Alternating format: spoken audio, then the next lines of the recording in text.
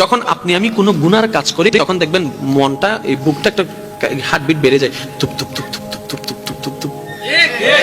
হয় কি হয় না?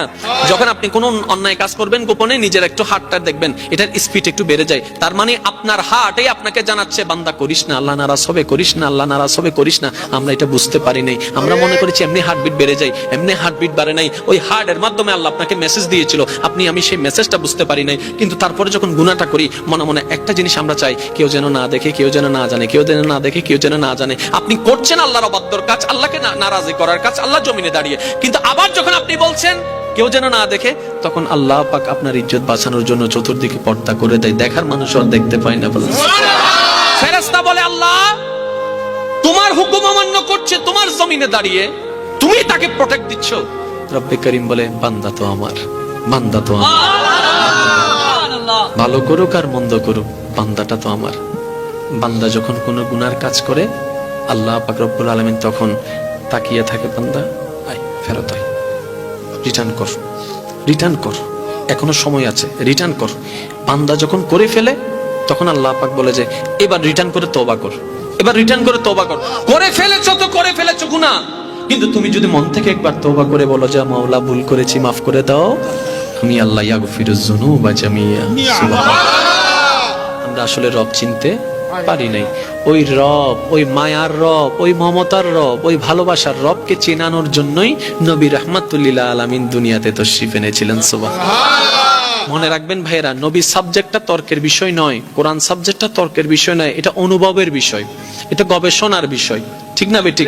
এবার আমি শুধু আপনাদেরকে একদম শর্টকাট একটা নলেজ দেওয়ার চেষ্টা করব, যদি আমার মুনিব আমাকে দয়া করেন। মানব জাতি, মুসলিম জাতির জন্য গাইডলাইন হচ্ছে কোরআন। গাইডলাইন জোরে বলতে হবে, গাইডলাইন। কোরআন থেকে আমরা গাইডলাইন নিব, সেভাবে জীবন যাপন করব, এটা হচ্ছে আমরা। আচ্ছা বলেন, নবীর একজন সাহাবা ছিল আবু বকর, সত্যের উপর ছিল না মিথ্যার উপর ছিল? আপনার আমার নবীর উপর কোরআন নাজিল শুরু হয়েছেন তখন নবীজির বয়স মোবারক কত? 40। কত? 40। শেষ হয়েছেন 63-তে, মানে 23টা বছর লেগেছে।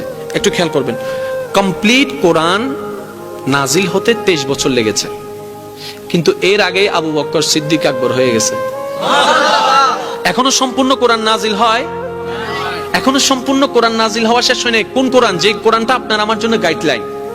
প্রত্যেকটা আয়াত এখনো নাজিল হওয়া শেষ হয় নাই, কিন্তু Siddique Akbar success, Omar Farooq success, Osman Gani success, Maula Ali success. এবার আমরা প্রশ্ন করলাম, আমরা তো কোরআনকে দিয়ে সাকসেস হতে চাচ্ছি, কোরআনের সাজেশনের ছায়া তলে ওইটাকে মেনে সাকসেস হতে চাচ্ছি। আপনারা তো তখনই সাকসেস হয়ে গিয়েছেন, তখন কোরআন পরিপূর্ণ আসে নাই, সব হুকুম পরিপূর্ণ আসে নাই, সব আয়াত পরিপূর্ণ আসে নাই। How can possible? তখন সমস্ত সাহাবায়ে কেরামের দরবার থেকে উত্তর আসবে, একটা হচ্ছে থিওরিক্যাল আর একটা হচ্ছে প্র্যাকটিক্যাল, দুটোটাই হচ্ছে একটা। কোরআন হচ্ছে থিওরিক্যাল, ওই কোরআনে যা আছে নবী মুস্তাফার জীবনে প্র্যাকটিক্যাল তা আছে। বলেন সুবহানাল্লাহ।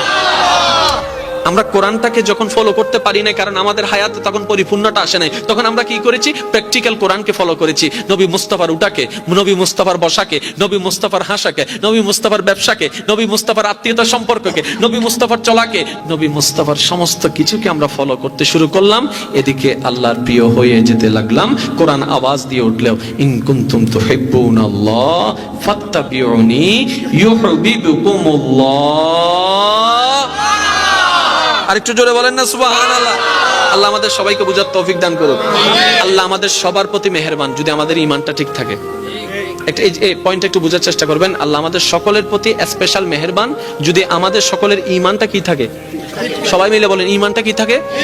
এখন চলেন ঈমানটাকে একটু বোঝার চেষ্টা করি। আল্লাহ ঈমানের অংশ, একটা হচ্ছে ঈমান আর একটা হচ্ছে আমল। কয়টা ভাই? আচ্ছা আমি বলবো, সেটা আপনারা বলবেন, ঈমান নাকি আমল আপনারা বলবেন। আল্লাহ আল্লাহ আল্লাহ আল্লাহ, আল্লাহু আকবার। জোরে বলেন না, আর একটু জোরে। এই যে আপনি বললেন আল্লাহ আল্লাহ আল্লাহ, এটা আমল, ঠিক আছে? আরো সহজ করে দিই, স্রষ্টার নাম কি? আল্লাহ। আচ্ছা, এই যে আল্লাহ বললেন, এটা আমল। যেই ভিত্তিতে আল্লাহ বলেছেন, এটার নাম ঈমান। একদম শর্টকাট, একদম মনে রাখার জন্য। আবার বলছি, আবার উত্তর দেন। স্রষ্টাকে আল্লাহ, যে নিয়তে বলেছেন এটা বিশ্বাস, এটা ঈমান। আর যেটা বলেছেন আল্লাহ, এটা আমল। এবার বলেন, রিজিকের মালিককে আল্লাহ, ওই রিজিকের মালিক বিশ্বাস করাটা ঈমান, বলাটা আমল বলাটা, তাহলে কয়টা জিনিস পেলাম? ঈমান হচ্ছে ভিতরের জিনিস। সুবহানাল্লাহ বলেন। আমি যখন জিজ্ঞেস করছি স্রষ্টাকে, শোনার সাথে সাথে জবান আপনার আগে বলেছে না মন আগে বলেছে? বলেন না, আরো জোরে বলেন না। আপনাকে আমি প্রশ্নটা করার পরে এই শুনলেন, শোনার পরে কি জবান আগে বলেছে না মন আগে বলেছে? মন না বললে তো আপনার মুখ